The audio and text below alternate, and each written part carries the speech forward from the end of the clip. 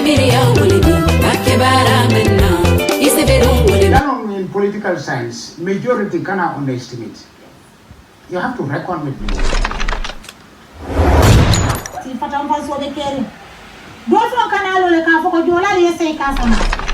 Ethnic conflicts to eradicate. You cannot do it. Because there are deep-heated histories behind certain tribal lines which will never go away. Political parties don't bind you.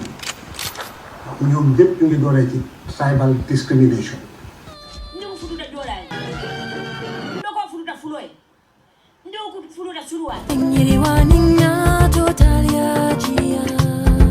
In order to maintain grip on African territories, the colonial policy of divide and rule used ethnic and regional sectionalism to curb nationalist movement. Tubabol Wolmang is a interest movement in Puruka divide and rule, colonial policy. Police molu faramfansa okola is more control no. It's a maran.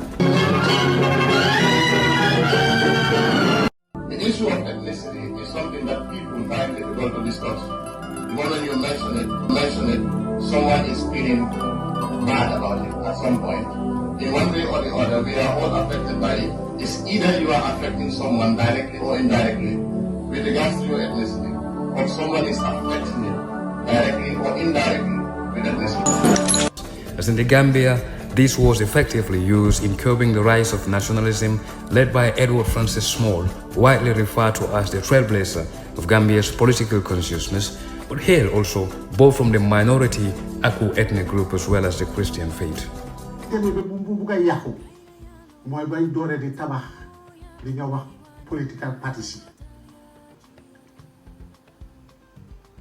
Political parties don't bind you.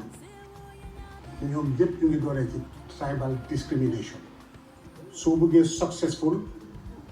Yangene Banjul Muslim Congress for Congress pour nek seri rek so ne UP moy olof yi ak gourmet yi ak ñi nga xamne bokk na ñoo Père Ndiaye te gën ci Père Ndiaye bo de démocratique moy aku yi su ko defé fofu nak mu door di jóg doole di samp tubaab bi gis loolu ne kon xara ñu yaatal mbiri ñu dooree Batos Town Council xëccoo ba dafa ñëw waaye feeñuloon ni war a feeñee soo say itam ne duñ des gannaaw ñu taxawal Protectorate People's Party bañ bëggee waa Banjul yi bokk ci ca lañ génne Protectorate ba indi People's Progressive Party waaye nii la mbir mi day tëriwoon. By the 1960s, the greater agitation for self-rule, most of Africa have attained independence. Political independence in the continent brought some changes to the composition of the state managers, but the character of the state, however, remained much as it was in the colonial era. Political lines is new. Tribal affiliation, that's the basis of Africanness. It will never go away because now usually can survive to group together, to form communities, to form a country, to form kingdoms. It's all based on tribal lines. But our problem is we never look into how to work together. During colonialization of Bandadrong, what we did was we all jumped in, to rule the country. We never thought about the tribal affiliation. How are we going to solve this in a Western introduced system of governance? Gambia is a small country, but 5 or 6 different speaking tribes. The post-colonial Africa, with these historical backgrounds, was quickly plunged into violence. People were forced to organize themselves according to their respective ethnic groups in fighting for justice, equality, and freedom. Over hundreds and hundreds of years, affiliation of people survived, this group survived through that. They formed their militaries, they formed their chieftaincy, they formed their kings. This is survival. This is how it goes. In the post-independence era, several political leaders who led their countries to independence gradually began to change the course to become more ethnic elites instead of civic political leaders. As the prospect of political independence improved in these countries, the solidarity of nationalist movement grew weaker and competition between its components units became more intense.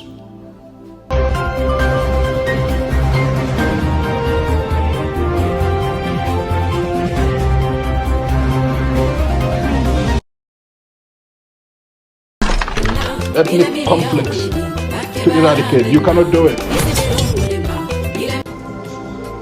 But can national unity and democratic values be consolidated on segregated localities and on a fragile sense of nationhood? Political parties si door Banjul ñoom ñëpp ñu ngi dooree ci tribal discrimination soo bëggee successful yaa ngi ne Banjul Muslim Congress pour congrès yi pour ñu nekk sëriñ rek sooy ne UP mooy olof yi ak gourmet yi ak ñi nga xam ne bokk na yow Pierre Ndiaye te gën ci Pierre Ndiaye boo dee démocratique mooy aku yi su ko defee foofu nag mu door di jóg. They threaten not only the transition to independence, but more the political viability of the new governments that emerge after colonialism. Once in office, some of these national leaders and their political parties manipulated ethnic and communal loyalties to begin and place emphasis on vertical solidarities across the lines. In particular, they try to establish mutual identity and common cause by appealing to national, ethnic, communal, and even religious loyalties. As political parties began to appeal for ethnic sympathy to win polls,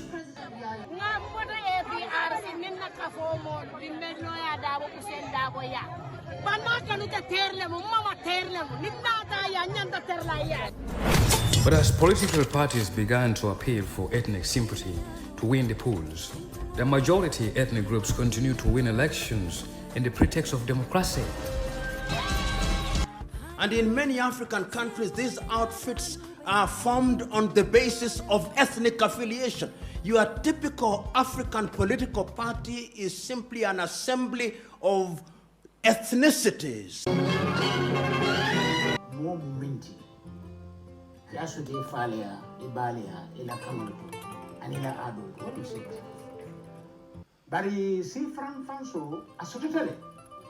These concepts have passed into our everyday discourse and become central to the politics of group differentiation. You will discover that what we call elections is simply an ethnic census to determine which ethnic group is larger. People are from varying identities, and that became a source of problem.